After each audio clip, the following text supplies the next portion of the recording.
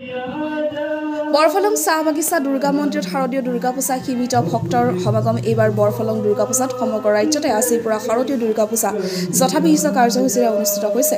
খুমটাই চিনাতলী ঐতিহ্যমণ্ডিত বৰফলং দুৰ্গা মন্দিৰতো উলহ মালহেৰে অনুষ্ঠিত হৈছে দুৰ্গা পূজা। মহিষামৰ্দিনীৰ বন্দনেৰে মুখৰিত হৈছে মন্দিৰৰ চৌপাশ। 28তম বৰ্ষত ভৰি থোৱা পূজা সমিতিখনে এইবাৰ হাৰ্টথ্ৰব জুবিন গাৰ্গৰ আকস্মিক বিয়োগৰ পিছত বিষণ্ণ মনেৰে আধ্যাত্মিকতা অক্ষুণ্ণ ৰাখি এইবাৰ দুৰ্গা পূজা অনুষ্ঠিত কৰিছে বুলি জানিবলৈ দিছে। পূৰ্বৰ তুলনাত বৰফলঙতো এইবাৰ পূজা যথেষ্ট পৰিমাণে ম্লান পৰিছে বুলি পূজা সমিতিয়ে অৱগত কৰিছে। দুৰ্গা চৰণত মণ্ডপৰ সন্মুখত হাৰ্টথ্ৰব জুবিন গাৰ্গৰ প্ৰতিছবিত অক্ষয় বন্তি প্ৰজ্বলনেৰে শিল্পীগৰাকীলৈ শ্ৰদ্ধাঞ্জলি জনোৱা পৰিলক্ষিত হৈছে। গোলাঘাটৰ পৰা Tutumoni Bora report NK news. কেনেকুৱা ধৰণৰ এইবাৰ দুৰ্গা পূজাৰ কথা হ'ল যিটো পৰিৱেশ প্ৰতি বছৰে 50টা বছৰে আমি দেখিছোঁ পূজা ইয়াত 50টা বছৰৰ যি আগৰ পুৰণা মন্দিৰ আছিলে পুৰণা মন্দিৰৰ পূজাভাগ দেখিছিলোঁ। এতিয়া নতুনকৈ আমাৰ যি ইয়াতে আজি 2007 চনৰ পৰা ইয়াত যি পূজাভাগ হৈছে ইয়াক লৈ এইটো অঞ্চলত এটা যথেষ্ট সকলোৰে এটা আৱেগ থাকে আৰু সকলোৱে আহে মাৰ ওচৰত মাৰ চৰণত আশীৰ্বাদ ল'বৰ কাৰণে আহে। কিন্তু এই বছৰ আমাৰ দুৰ্ভাগ্য সকলোৰে যে আমাৰ প্ৰাণৰ শিল্পী জুবিন গাৰ্গ ডাঙৰীয়া আমাৰ মাজৰ পৰা মহাপ্ৰয়াণ হৈছে। তেখেতৰ এই মহাপ্ৰয়াণে আমাক যি পূজাৰ বা উৎসৱৰ যিটো আপোনাৰ পৰিৱেশ সেইটো ম্লান কৰিছে। আমি সকলোৱে মৰ্মাহত দুখিত অসমবাসীৰ লগতে বিশ্বৰ লগতে আমি বৰফলংবাসীও যথেষ্ট মৰ্মাহত। জুবিন গাৰ্গ ডাঙৰীয়াৰ যি সৃষ্টি তেখেতৰ আদৰ্শ যিখিনি তেখেতৰ সমাজৰ কাৰণে দি থৈ গ'ল এয়া আমাৰ মানুহ বৰফলংবাসী যথেষ্ট মৰ্মাহত হৈ আছে। আৰু পূজাৰ যিটো পৰিৱেশ এই পূজাৰ পৰিৱেশটো যথেষ্ট ম্লান কৰিছে। আগৰ পৰিৱেশ নাই। কেৱল মাত্ৰ সাত্বিকভাৱে আমি এই আনুষ্ঠানিকতাহে ৰক্ষা কৰা হৈছে। আগৰ নিচিনা উৎসৱ নহয়। ইয়াত মেলাও ঠিক তেনেধৰণে বিশেষভাৱে নহয়। এই অঞ্চলটো গোলাঘাট জিলাৰ চাহ বাগিচা অঞ্চলৰ যিমানবিলাক বাগিচা তাত আটাইতকৈ বৰফলঙৰ যি দুৰ্গা পূজা এই পূজাভাগ সকলোতে চৰ্চা হয়।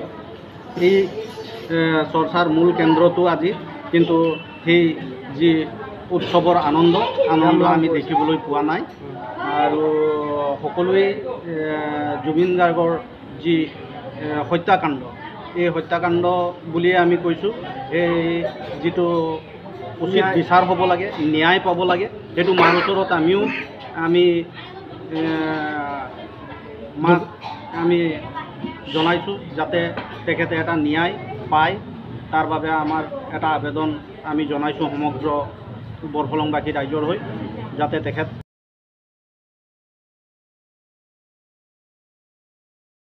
আমি বিগত বছৰ ধৰি এইবছৰ আমি বৰফলং বাগিচা দুৰ্গা মন্দিৰ প্ৰাংগণত আমি সকলোৱে আমাৰ যি পূজা দুৰ্গা পূজা ভাগি আমি সুন্দৰভাৱে পতাৰ যি ব্যৱস্থা আমি কৰিছোঁ। আৰু এই দুৰ্গা পূজা ভাগিত আমাৰ এই মণ্ডপত আমাৰ গোলাঘাট জিলাৰ বিভিন্ন প্ৰান্তৰ পৰা যোৰহাট জিলাৰ বিভিন্ন প্ৰান্তৰ পৰা আৰু লগতে ওচৰ চুবুৰীয়া যিমান গাঁও অঞ্চল আছে যিমান বাগিচা অঞ্চল আছে সকলো বাগিচা গাঁও অঞ্চলৰ পৰা বহুত ভক্তৰ সমাগম হয়।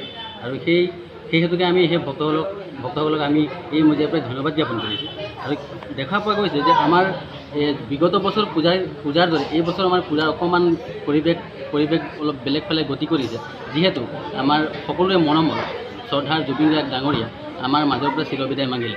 আৰু তেখেতৰ চিৰবিদায় যি মাগিলে এই ক্ষেত্ৰত আমি আগতে যেনেধৰণে আমি জাকত জিলিকা বা উলহ মালহেৰে আনন্দৰে যেনেধৰণে আমি পূজাভাগ পাতিছিলোঁ সেইধৰণে আমি এই বছৰ ঠিক তেনেধৰণে পাতিব পৰা নাই। আৰু আমি শ্ৰদ্ধা জুবিন গাৰ্গ ডাঙৰীয়া আমাৰ যি এই দুৰ্গা মন্দিৰ যি প্ৰাংগণ আছে এই প্ৰাংগণৰ দুৱাৰদলিত তেখেতৰ আমি শ্ৰদ্ধাঞ্জলি অনুষ্ঠান যি পতাৰ আমি ব্যৱস্থা কৰিছোঁ। আৰু সকলো ভক্ত যেতিয়া আহিছে তেখেতক আমাৰ শ্ৰদ্ধা জুবিন গাৰ্গ ডাঙৰীয়াক তেখেতক এক শ্ৰদ্ধাঞ্জলি দি আমাৰ মন্দিৰ প্ৰাংগণত প্ৰৱেশ কৰিছে। সেই হেতুকে আমি ভক্তসকলক ধন্যবাদ জ্ঞাপন কৰিছোঁ। আৰু এই বছৰ দুৰ্গা পূজা ভাগি যাতে সকলোৰে ভালে কুশলে পাৰ হওক তাকে আমি শুভেচ্ছা জ্ঞাপন কৰিছোঁ। আৰু অসমবাসীলৈ আমি দুৰ্গা পূজাৰ শুভেচ্ছা জ্ঞাপন কৰিছোঁ। ধন্যবাদ।